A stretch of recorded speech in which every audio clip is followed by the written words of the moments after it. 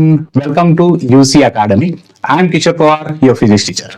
बच्चों, आप 10th ICSE physics board examination की प्रिपरेशन कर रहे हो, ये वीडियो आपके लिए बहुत जरूरी है। आज मैं आपके लिए लेके आया हूं लास्ट मिनट चैप्टर वाइज फॉर्मूले रिवीजन। बहुत सारे बच्चों की डिमांड थी चैप्टर वाइज रिवीजन फॉर्मूलेज होने चाहिए, जो कि आपको चैप्टर वाइज रिवीजन फॉर्मूले मिलते तो है, लेकिन उसका करेक्ट एक्सप्लेनेशन, परफेक्ट एक्सप्लेनेशन नहीं मिलता है। तो बच्चों, ये वीडियो आप एंड तक देखो, आपको आज इस वीडियो में सारे डाउट्स क्लियर हो जाएंगे। So let's begin. चैप्टर 2 है वर्क, एनर्जी, पावर। मैं कुछ काम कर सकता हूं क्योंकि मेरे पास एनर्जी है। मैं बहुत फास्ट काम कर सकता हूं क्योंकि मेरे पास पावर भी है। मैं जितना फास्ट काम करूं इसका मतलब मेरी पावर बहुत ज्यादा है। कम समय में ज्यादा काम कर रहा हूं, ज्यादा पावर। मैंने बहुत टाइम लगा दिया, काम हुआ ही नहीं, मेरी पावर बहुत कम है। मतलब क्या? वर्क, एनर्जी, पावर, तीनों जो क्वांटिटीज है ये एक दूसरे से रिलेटेड है। बच्चों, आज इन तीनों क्वांटिटीज के बारे में मैं आपसे बात करने वाला हूँ। तीनों क्वांटिटीज को मैं आपको अच्छे से समझा दूंगा। आप इन तीनों क्वांटिटीज से रिलेटेड सारे न्यूमेरिकल प्रॉब्लम को आसानी से सॉल्व कर सकते हो। इस वीडियो को अंत तक देखो, जरूर सब्सक्राइब करिए, लाइक करिए और शेयर करते रहिए। बच्चों, वर्क क्या होता है? Work is said to be done when applied force causes displacement in a body. याद करिए, रिकॉल करते रहिए। जैसे कि मैंने अगर सपोज दीवार को फोर्स लगाया, भाई यहाँ पर एक दीवार है, मैं दीवार को फोर्स लगा रहा हूं, क्या होगा? वर्क डन होगा या नहीं होगा? नहीं हुआ। क्यों नहीं होगा? हाँ सर, वर्क डन तो नहीं हुआ। क्यों नहीं होगा? क्योंकि डिस्प्लेसमेंट नहीं हुई। मैं जिस बॉडी के ऊपर फोर्स लगाने वाला हूं वो बॉडी का डिस्प्लेसमेंट होना जरूरी है। अगर बॉडी का डिस्प्लेसमेंट हुआ, वर्क डन होगा। अगर बॉडी का डिस्प्लेसमेंट नहीं तो वर्क डन नहीं। लेट्स से, जैसे कि मैंने क्या किया, मैंने यहाँ पे एक फुटबॉल रखा हुआ था और मैं इस फुटबॉल को किक कर रहा हूँ, तो फुटबॉल का डिस्प्लेसमेंट हुआ क्या? नहीं हुआ। सर, फुटबॉल का डिस्प्लेसमेंट हो गया, इसका मतलब मैंने वर्क डन किया फुटबॉल पे? हाँ किया। फुटबॉल पे किक करने से फुटबॉल डिस्प्लेस हुआ, वर्क डन हुआ।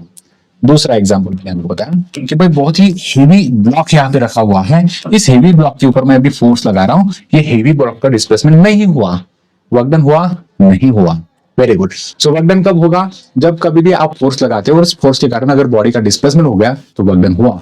अगर आप फोर्स लगाते हो, बॉडी का डिस्प्लेसमेंट नहीं हुआ, वर्क डन नहीं हुआ। वर्क डन को कैलकुलेट करेंगे तो कैसे करेंगे? वर्क डन को कैलकुलेट करने के लिए ऑफ कोर्स, जैसे कि एग्जांपल्स में आपने देखा, फोर्स एंड डिस्प्लेसमेंट, ये दो चीजें इंपॉर्टेंट थी। तो वर्क डन कैलकुलेट करने के लिए आपको फोर्स चाहिए और डिस्प्लेसमेंट चाहिए। तो आपके पास फोर्स का फॉर्मूला क्या है?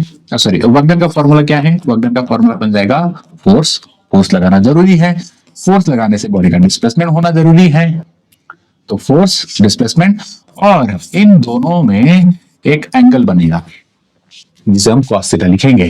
डायरेक्शन ऑफ फोर्स और डायरेक्शन ऑफ डिस्प्लेसमेंट, इनमें जो एंगल होता है वो होता है थीटा। ये थीटा जो है ये आपको यहाँ पे लेना होगा। तो theta is what exactly? cos theta क्या है यहाँ पर?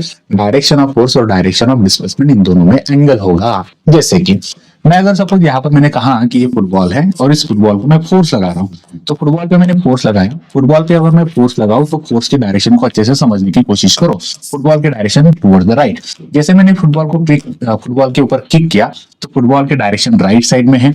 फुटबॉल डिस्प्लेस होने लगेगा, फुटबॉल आगे बढ़ेगा और किस डायरेक्शन में जा रहा है? राइट साइड में जा रहा है। Direction of force right side है, direction of displacement right side है। दोनों अगर सेम डायरेक्शन में जा रहे हैं तो डायरेक्शन ऑफ फोर्स और डायरेक्शन ऑफ डिस्प्लेसमेंट एंगल कितना बन रहा है? ऑफकोर्स, डायरेक्शन ऑफ फोर्स और डायरेक्शन ऑफ डिस्प्लेसमेंट की अगर हम बात करेंगे तो डायरेक्शन ऑफ फोर्स और डायरेक्शन ऑफ डिस्प्लेसमेंट में एंगल 0 डिग्री का बना। ये एंगल अगर 0 डिग्री का बन रहा है तो cos थीटा 0 डिग्री कितना होगा? 1। ये वैल्यूज आपको लर्न करनी है, ये वैल्यू आपको लेनी है। तो वर्क डन को कैलकुलेट करने के लिए क्या क्या इंपॉर्टेंट है? वर्क डन को कैलकुलेट करने के लिए direction of force, direction of displacement, applied force, displacement, ये सारी चीजें इंपॉर्टेंट है। यही पे कैलकुलेट कर लेते हैं। अगर मैंने कहा कि इस फुटबॉल को मैंने 2 न्यूटन फोर्स लगाया और ये फुटबॉल ग्राउंड पे रोल होते होते होते होते 4-5 मीटर कुछ तो भी चला गया, चलो 5 मीटर ले लेते हैं। ये मैंने फोर्स लगाया था 2 न्यूटन, फुटबॉल चला गया 5 मीटर, और दोनों में एंगल कितने डिग्री का है? डायरेक्शन ऑफ फोर्स और डायरेक्शन ऑफ डिस्प्लेसमेंट में एंगल है 0 डिग्री का। मतलब cos कितना है? cos है यहाँ पर 0 डिग्री। cos 0 डिग्री का मतलब कितना? cos 0 डिग्री होता है 1, तो मतलब 2 Newton into sorry directly calculate करेंगे, अभी हो गया ना अपना सवाल डन। सो 5 टू 10 cos 1 ही था। चलो देख फिर से मैं आपको यहाँ पर लिखवा के ही बताता हूँ। 2 newton force 5 metre displacement cos 0 degree 1। अभी कैलकुलेट करते हैं। अभी मैं अगर 2 5 10 करूं 1 तो 10 1 10। यूनिट क्या दे दूं newton metre, of course not, unit लगाना है जूल। वर्क डन का ये सही यूनिट है जूल। तो ये हो गया force into displacement into cos theta. Work done को हम इस तरह से कैलकुलेट करेंगे। बच्चों लर्न कर लो, जो लर्न कर लीजिए, स्क्रीनशॉट लीजिए। आपको वर्क डन कैलकुलेट करना आना चाहिए, बहुत आसान तरीका है। Force into displacement into cos theta. चलिए case 1 case 2 case 3 work done हमने देखा था। वर्क डन पॉजिटिव होता है, वर्क डन नेगेटिव होता है, वर्क डन जीरो भी होता है। तो वर्क डन पॉजिटिव कब होगा, नेगेटिव कब होगा, जीरो कब होगा। अभी इस एग्जांपल को जो मैंने आपको बताया, ये एग्जांपल था आपका वर्क डन पॉजिटिव वाला। क्यों? क्योंकि direction of force, direction of displacement दोनों सेम थे। एंगल जो दोनों में बन रहा था वो 0 डिग्री का था। एंगल 0 डिग्री बना मतलब cos theta 1 cos theta 0 degree था। cos थीटा 0 डिग्री की वैल्यू होती है 1। तो इसका मतलब यहाँ पर मैक्सिमम वर्क डन हुआ, और ये मैक्सिमम वर्क डन कितना हो रहा है मेरा 10 इतना। तो हमेशा 10 होगा क्या? नहीं, डिपेंड करेगा कितना फोर्स लगा रहे हो, कितना डिस्प्लेसमेंट लगा, तो वर्क डन कितना हो गया आपका 10 जूल इतना। डन। ये है पॉजिटिव वर्क डन का एग्जांपल। तो ये हमने देखा यहाँ पे। ओके, नेक्स्ट चलते हैं केस 2 में। केस 2 का एग्जांपल देखते हैं। वर्क डन 0 कब होगा? वर्क डन 0 दो कंडीशंस के कारण होता है। मैंने कहा आपको कि मेरे पास एक हेवी ब्लॉक है, इस हेवी ब्लॉक के ऊपर मैं फोर्स लगा रहा हूं। मैंने फोर्स यहाँ पर जो लगाया ये से 10 न्यूटन इतना, लेकिन इस ब्लॉक की डिस्प्लेसमेंट नहीं हुई। ब्लॉक की डिस्प्लेसमेंट अगर नहीं हुई तो वर्क डन कितना होगा? 0। कैसे? देखो फॉर्मूला Fs cos थीटा, याद करिए formula Fs cos theta, Fs cos theta. Okay, कितना फोर्स लगाया मैंने? 10 न्यूटन। कितना डिस्प्लेसमेंट हुआ? 0। cos थीटा जो भी कुछ है यहाँ पर cos फिर से 0 डिग्री। चलो फिर लिखते हैं। आंसर तो 0 हो गया, समझ में आ गया। वेरी गुड सर, कैलकुलेट मत करो, 0 है, समझ में आ गया मैं। वेरी गुड, 0 हो गया। डिस्प्लेसमेंट ना हुई वर्क 0 होगा। लेकिन सर यहाँ पर तो cos थीटा 90 डिग्री लिखा है, तो ऑफकोर्स cos थीटा 90 डिग्री का आंसर 0 मिलने वाला है।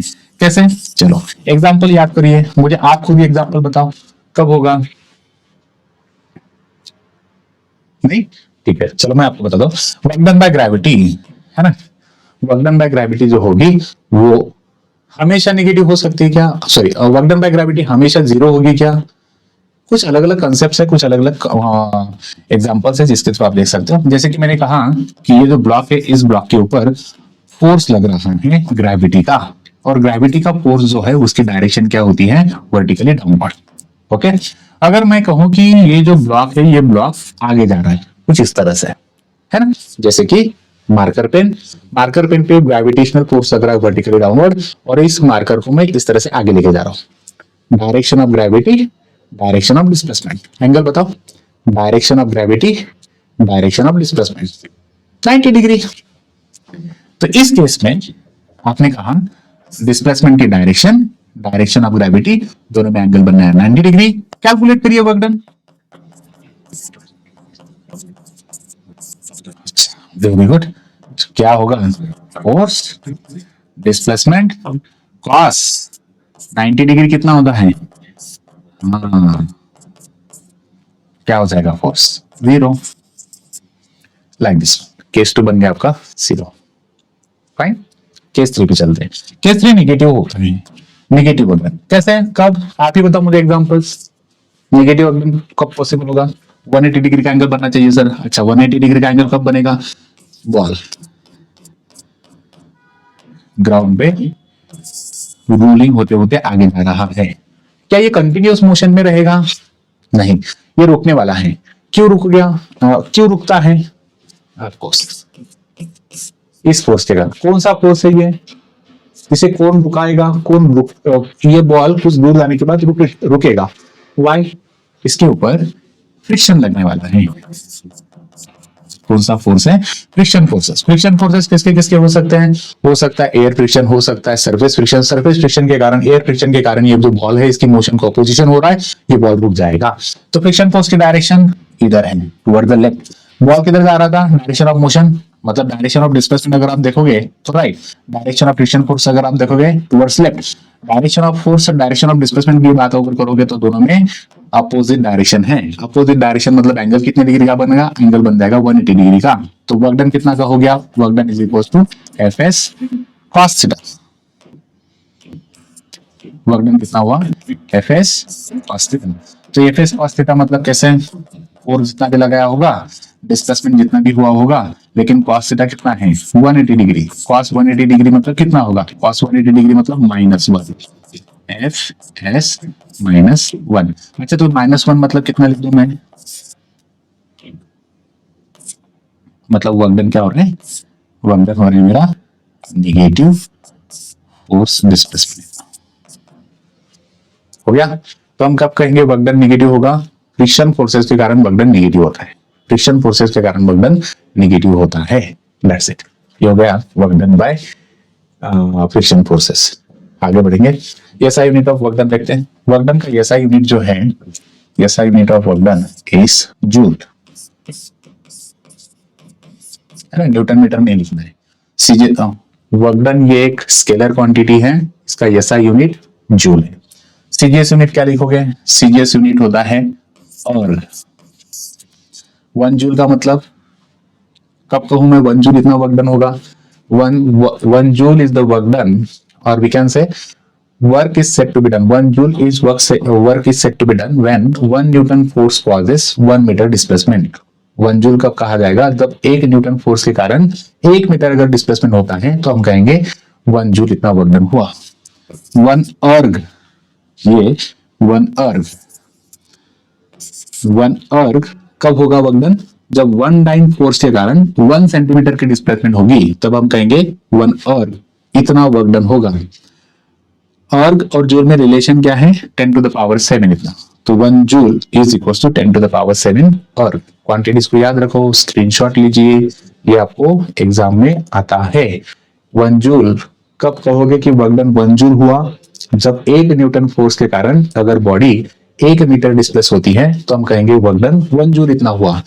अगर 1 अर्ग वर्क डन हुआ तो कब होगा, 1 डाइन फोर्स के कारण बॉडी अगर 1 सेंटीमीटर डिस्प्लेस होती है तो वर्क डन 1 अर्ग इतना होगा। जूल अर्ग दोनों अलग अलग यूनिट्स है, तो दोनों में रिलेशन भी होगा। 1 जूल इज इक्वल टू कितने अर्ग्स होते हैं, तो 1 joule is equal to 10 power 7 ergs होते हैं। That's it. नेक्स्ट चलते हैं, एनर्जी। बच्चों एनर्जी क्या है, बेसिकली एनर्जी मतलब कैपेसिटी टू डू वर्क और एबिलिटी टू डू वर्क। अगर मेरे पास एनर्जी है तो मैं काम कर सकता हूं। Got it? मुझे अगर किसी ने कहा कि आपको एक बैग को लिफ्ट करना है तो मैं बैग को लिफ्ट तो कर सकता हूं, लेकिन कब, अगर मेरे पास उतनी एबिलिटी है, कैपेसिटी है, तो ही मैं उस बैग को लिफ्ट कर सकता हूं, अदरवाइज मैं बैग को लिफ्ट नहीं कर सकता हूं। तो किसी भी काम को करने के लिए आपके पास एनर्जी की जरूरत होती है, एनर्जी होनी चाहिए। तो यहाँ पर एबिलिटी टू डू वर्क, उसे एनर्जी कहा जाएगा। हमने 2 अलग अलग टाइप के एनर्जीज को पढ़ा था, एक है पोटेंशियल एनर्जी, दूसरी है काइनेटिक एनर्जी। तो हम पोटेंशियल एनर्जी की बात करते हैं। पोटेंशियल एनर्जी को हम यू से डिनोट करते हैं और इसे कैलकुलेट करने का बहुत सिंपल सा फॉर्मूला है mgh। एनर्जी और वर्क डन दोनों सेम कंसेप्ट होते हैं। देखो मैंने पोटेंशियल एनर्जी का फॉर्मूला mgh लिखा, ये mgh मतलब क्या होगा, इसी में वर्क डन कह सकता हूं। क्यों, क्योंकि देखो mgh क्या होगा, mg मतलब फोर्स, h मतलब डिस्प्लेसमेंट, तो ये तो वर्क डन हो गया। तो वर्क डन मतलब फोर्स इनटू डिस्प्लेसमेंट, या फिर वर्क डन का मतलब आप mgh भी लिख सकते हो। नेक्स्ट एनर्जी आती है काइनेटिक एनर्जी। काइनेटिक एनर्जी मतलब क्या होगा, the energy produced by a body due to its motion. अगर कोई ऑब्जेक्ट मोशन में होता है तो उस बॉडी के पास एनर्जी होती है, लेकिन कौन सी, kinetic energy. Moving body possesses kinetic energy, कोई भी मूविंग बॉडी अगर है उसके पास काइनेटिक एनर्जी होगी। अगर ऑब्जेक्ट कोई रेस्ट पे है तो उस ऑब्जेक्ट के पास पोटेंशियल एनर्जी होती है, जैसे कि वाटर स्टोर्ड बिहाइंड डैम, पानी जो है वो डैम के अंदर स्टोर किया गया है, ये पोटेंशियल एनर्जी का एग्जाम्पल हो गया। नाउ अगर मैं काइनेटिक एनर्जी की बात करूं यहाँ पर, तो काइनेटिक एनर्जी में आपको फॉर्मूला लगाना होता है half mv square, where mass and v velocity, इस तरह से। तो काइनेटिक एनर्जी क्या होती है, half mv square. Potential energy mgh, kinetic energy half mv square. याद करो, बहुत आसान तरीका है। पोटेंशियल एनर्जी mgh, वही वर्क डन होता है। Kinetic energy is equal to half mv square. Now change in potential energy या चेंज इन काइनेटिक एनर्जी कैसे कैलकुलेट करोगे? मैंने अगर कहा कि change in potential energy calculate करो तो फाइनल पोटेंशियल में से इनिशियल पोटेंशियल को सब्ट्रैक्ट करना है, इसी को कहेंगे हम चेंज इन पोटेंशियल एनर्जी। आपको आई होप समझ में आ रहा है। आप क्वेश्चंस की तरफ ध्यान दीजिए, पॉइंट्स की तरफ ध्यान दीजिए। आपको अगर कुछ डाउट्स लगते हैं तो आप हेल्पलाइन नंबर पे कॉल कर सकते हो, हेल्पलाइन नंबर पे आपके डाउट्स को पूछ सकते हो, जरूर आपको इसका सोल्यूशन मिल जाएगा। नेक्स्ट पॉइंट को डिस्कस करते हैं, मोमेंटम। बच्चों हमने ग्रेड 9 में मोमेंटम का कंसेप्ट पढ़ा था। मोमेंटम को हम P से डिनोट करते हैं। मोमेंटम होता है product of mass and velocity. Momentum जो है ये प्रोडक्ट है किसका? मास और वेलोसिटी का। इसका स्टैंडर्ड यूनिट क्या है? मोमेंटम का अगर स्टैंडर्ड यूनिट की बात करोगे तो मास केजी, वेलोसिटी मीटर पर सेकेंड। तो इसका स्टैंडर्ड यूनिट क्या हो गया? केजी मीटर पर सेकेंड, इसका स्टैंडर्ड यूनिट हो गया। फाइन, चलते आगे। नेक्स्ट है आपके पास में relation between potential energy and kinetic energy. इन दोनों में क्या रिलेशन एक्सपेक्टेड है? जब मैं रिलेशन की बात करूं तो यहाँ पे देखो, जैसे कि मैंने मोमेंटम देखा तो मोमेंटम में क्या था? मास इनटू वेलोसिटी था। काइनेटिक एनर्जी में अगर फॉर्मूला आप देखते हैं तो काइनेटिक एनर्जी का जो फॉर्मूला है वो क्या है? काइनेटिक एनर्जी में आपको मिलता है हाफ एम वी स्क्वायर, मतलब मोमेंटम में भी एम वी है, काइनेटिक एनर्जी में भी एम वी है। तो ये जो मोमेंटम हमने लिखा एम वी, इसके अकॉर्डिंग क्या मैं वेलोसिटी को पी बाय एम लिख सकता हूँ क्या? देखो मोमेंटम अगर एम वी है तो क्या मैं वी को पी बाय एम लिख सकता हूँ क्या? जरूर। सो यहाँ पर वेलोसिटी क्या होगी? P by M. अभी इस वेलोसिटी को हम यहाँ पे सब्स्टिट्यूट करेंगे तो काइनेटिक एनर्जी क्या होगी? देखो मैं क्या लिख रहा हूँ, kinetic energy half into M, मैंने एज इट इज लिखा। वी क्या है? P by M. वी क्या होता है? P by M. तो मैंने 2 बार क्यों लिखा? क्योंकि वी का स्क्वायर था, तो P by M into P by M. इसमें से क्या कर रहा हूं मैं? देखो अभी मैंने क्या इस एम को और इस एम को कैंसिल कर सकता हूँ? कैंसिल कर सकते हैं सर। ओके, सो अभी क्या क्या आ गया? देखो अभी अब मैं क्या क्या लिख सकता हूँ? काइनेटिक एनर्जी इक्वल्स टू मैंने हाफ एज इट इज रखा इंटू पी, और पी का क्या हो जाएगा?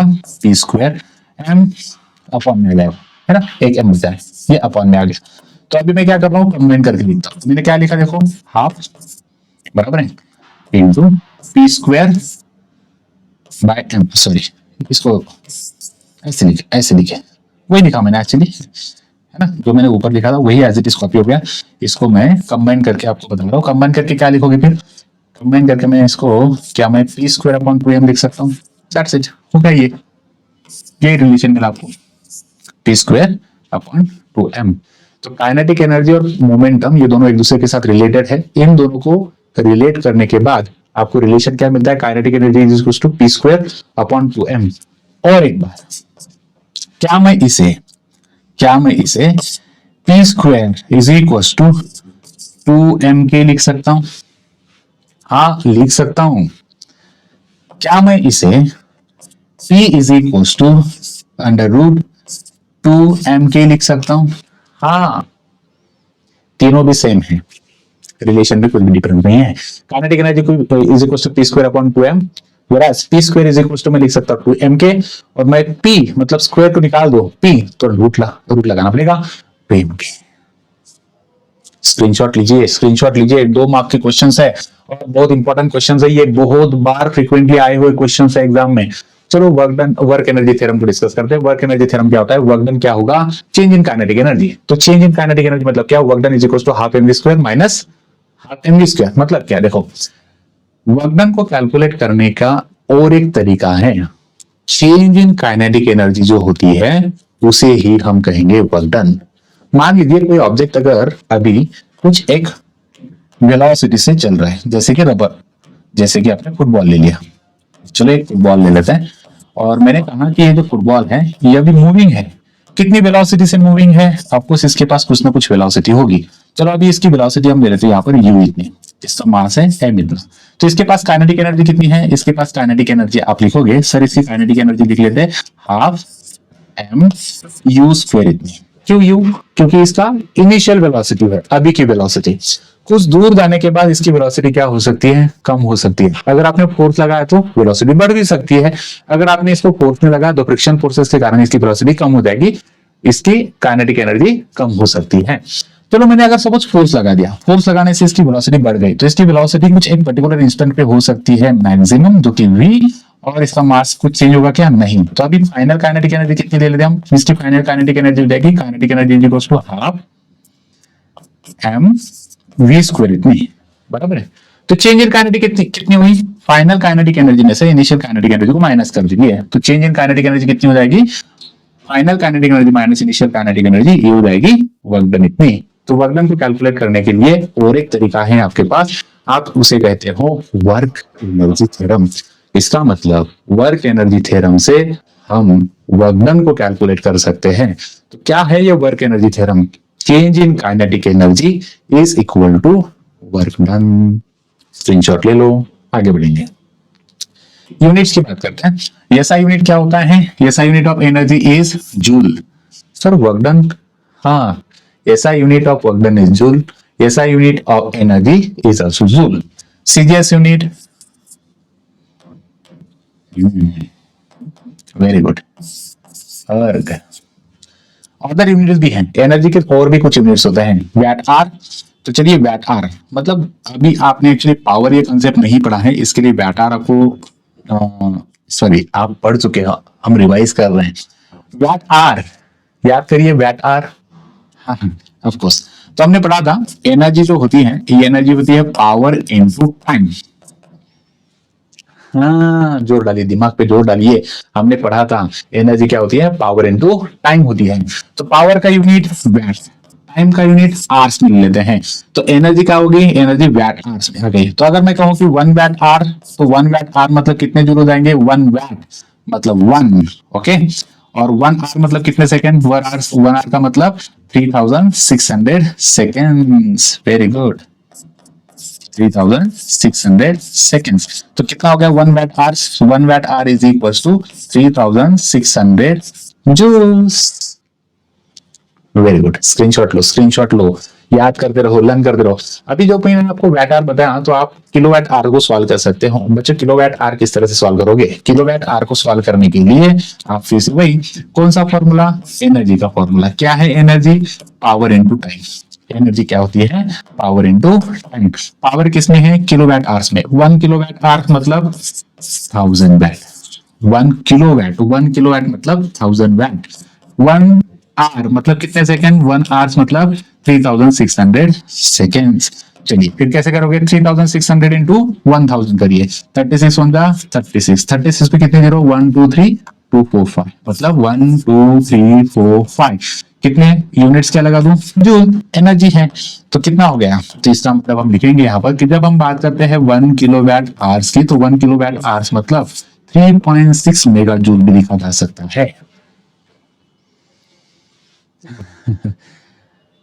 याद याद याद करिए सारी चीजें। हमें बहुत बार होता क्या है, ये सारी चीजें याद नहीं होती हैं, लेकिन वो याद होती है। पॉइंट ये है कि हम वो ज्यादा सोचते हैं, ये नहीं सोचते। यू ऑल आर, मैं आपको एक सादी और सिंपल सी बात बताऊं, you just try to understand the beauty of physics. बच्चों फिजिक्स की जैसे कोई खूबसूरत सब्जेक्ट नहीं। एक बार अगर आप इसकी ब्यूटी को समझ लेते हो, तो जनरली और वी कैन से आप definitely you will fall in love. Physics इतना आसान है, इतना आसान है कि आप बोलोगे यार मैं इससे खाली पूरा डरता था। डरने की बात नहीं बच्चों, बहुत आसान तरीका है। अगर आपने एक बार इन सारे कंसेप्ट को समझ लिया, तो डेफिनेटली आप इजीली सॉल्व कर सकते हो। आगे बढ़ेंगे, नेक्स्ट चलते, स्क्रीनशॉट लीजिए, नेक्स्ट पॉइंट पे आ जाते हैं। पावर। पावर को हम बात करेंगे, पावर को डिस्कस करते हैं कुछ इस तरह से, रेट ऑफ डूइंग वर्क, है ना। पावर क्या है? पावर होता है रेट ऑफ डूइंग वर्क। मतलब क्या? Rate with respect to the time. So मैंने अगर यहाँ पर रख दिया रेट ऑफ डूइंग वर्क, तो पावर का फॉर्मूला क्या बन गया? पावर का फॉर्मूला बना work done upon time. Work done upon time मतलब एनर्जी अपॉन टाइम। इसी स्क्रीनशॉट पे देखिए, एनर्जी होगी पावर इनटू टाइम, मतलब ये क्या है? Power is equal to energy upon time, है ना, ये वाला। तो यहाँ पर है पावर क्या होता है? वर्क डन अपॉन टाइम, मतलब रेट ऑफ डूइंग वर्क, इसी को हम लिखेंगे work done upon time, energy upon time. Work done per unit time, energy per unit time का है पावर। मेरे पास पावर है। पावर है इसका मतलब क्या, मैं कितना ज्यादा काम कितने समय में कर सकता हूं, यह हमें कैलकुलेट करना है। कितना ज्यादा काम कितने कम समय में कर सकता हूं, इसे पावर कहा जाएगा। Work done with respect to time, work done मैं कर रहा हूं, कितने कम समय में कर रहा हूं, कितना ज्यादा समय में लगा। अगर मैंने कम समय में काम किया मेरी पावर ज्यादा है, अगर मैंने बहुत ही ज्यादा टाइम लगा दिया तो मेरी पावर कम हो गई। तो पावर क्या होता है, work done upon time. Power को कैलकुलेट करने का और एक फॉर्मूला मैंने इस साइड पे लिखा है जो है F into V, F force, V velocity. क्या है ये सर और कैसे आ गया ये, चलो देखते हैं। अभी हमने डिस्कस किया था कि पावर क्या है, power is equal to energy upon time. Energy क्या होता है, work done upon time. Work done क्या होता है, mgh, है ना। हाँ सर, हाँ सर, हाँ सर, हाँ सर, mgh। mg क्या होता है, फोर्स, है ना। mg क्या होता है, फोर्स। चलो यहीं पे आगे लिखता हूं, मतलब आपको ये सारा सीक्वेंस याद रहेगा। यहीं पे आगे mg क्या होता है, mg मतलब फोर्स, h मैंने एज इट इज लिखा, t अपॉन में। अभी आ गए हम कहां पर, पावर इज इक्वल टू हमने लिखा है force into displacement upon time. अच्छा बच्चों, अगर मैं यहाँ पे फोर्स को साइड में निकाल लूं और h जो है upon T, H upon T क्या होता है, displacement upon time. Displacement upon time क्या होता है, डिस्प्लेसमेंट अपॉन टाइम मतलब वेलोसिटी। तो ये क्या हो गया, फोर्स इनटू वेलोसिटी। तो finally power is equal to force into velocity भी होता है ना। स्क्रीनशॉट ले लो। चलो ये था पावर का फॉर्मूला। तो पावर के दो तीन फॉर्मूल्स, पावर के फॉर्मूल्स मिल रहे हैं हमें। Power is equal to work done upon time, energy upon time. Power is equal to F V, F मतलब फोर्स, वी मतलब वेलोसिटी। अगर कोई ऑब्जेक्ट मूविंग है तो उस मूविंग ऑब्जेक्ट की कुछ वेलोसिटी होगी, उसके ऊपर आपने जो कुछ फोर्स लगाया होगा, तो फोर्स और वेलोसिटी के थ्रू भी आप पावर कैलकुलेट कर सकते हो। याद रखिए 2 मार्क्स के क्वेश्चन आते हैं इसके ऊपर। चलते हैं अगले पॉइंट पे। एसआई यूनिट्स की बात करेंगे। एसआई यूनिट ऑफ पावर क्या होगी, एसआई यूनिट ऑफ पावर होती है वैट। ओके, जिसे हम W से डिनोट करेंगे। SI unit of power is watt, W। CGS unit is, अभी CGS यूनिट पर्टिकुलरली इसको है नहीं वैसे बेसिकली। और 1 वैट इज इक्वल टू क्या हो जाएगा, 1 जूल पर सेकेंड। मैं कब कहूं कि मेरी पावर 1 वैट इतनी है, अगर मैं 1 जूल इतना काम 1 सेकंड में कंप्लीट कर लूं तो मेरी जो पावर है वो 1 वैट इतनी होगी। 1 हॉर्स पावर बिगर यूनिट है। इस बिगर यूनिट को आप कितने वैट्स लिखोगे, अगर मैंने कहा कि 1 हॉर्स पावर है तो 1 हॉर्स पावर मतलब होता है 746 वैट। टोटल एनर्जी कितनी होती है, टोटल एनर्जी को हम मैकेनिकल एनर्जी भी कहेंगे, और मैकेनिकल एनर्जी मतलब kinetic energy plus potential energy होती है। हमने law of conservation of energy को पढ़ा था। लॉ ऑफ कंजर्वेशन एनर्जी के according energy neither be created not destroyed but it can be transferred from one form to another form. Energy को हम create नहीं कर सकते, एनर्जी को हम डिस्ट्रॉय नहीं कर सकते, एनर्जी को हम एक फॉर्म से दूसरे फॉर्म में कन्वर्ट कर सकते हैं। जैसे कि इलेक्ट्रिकल एनर्जी को लाइट के फॉर्म में कन्वर्ट किया जा रहा है, इलेक्ट्रिकल एनर्जी को हम हीट एनर्जी में कन्वर्ट कर सकते हैं, इलेक्ट्रिकल एनर्जी को हम अलग अलग फॉर्म्स में कन्वर्ट करते हैं। यहां पर मेन पॉइंट आता है, क्या एनर्जी कभी लॉस नहीं होती? ऑफकोर्स होती है। रियल टाइम सिस्टम में अगर हम बात करेंगे तो एनर्जी जो है वो डिग्रेड होती है। तो आपको एक सवाल ये आता है, what is energy degradation?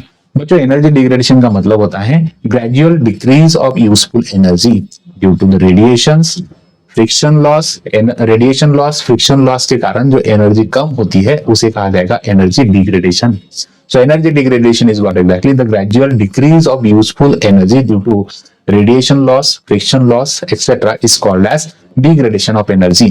Fine, law of conservation of energy को अच्छे से लर्न कर लीजिए, एनर्जी डिग्रेडेशन को लर्न कर लीजिए। ये था आपका चैप्टर 2 वर्क पावर एनर्जी। जरूर सब्सक्राइब करिए, आपको वीडियो सॉल्यूशंस मिलेंगे। जो भी डाउट्स है हमारे हेल्पलाइन नंबर पे पोस्ट करिए, कांटेक्ट करिए। इस वीडियो को लाइक, कमेंट, शेयर करो। Thank you very much.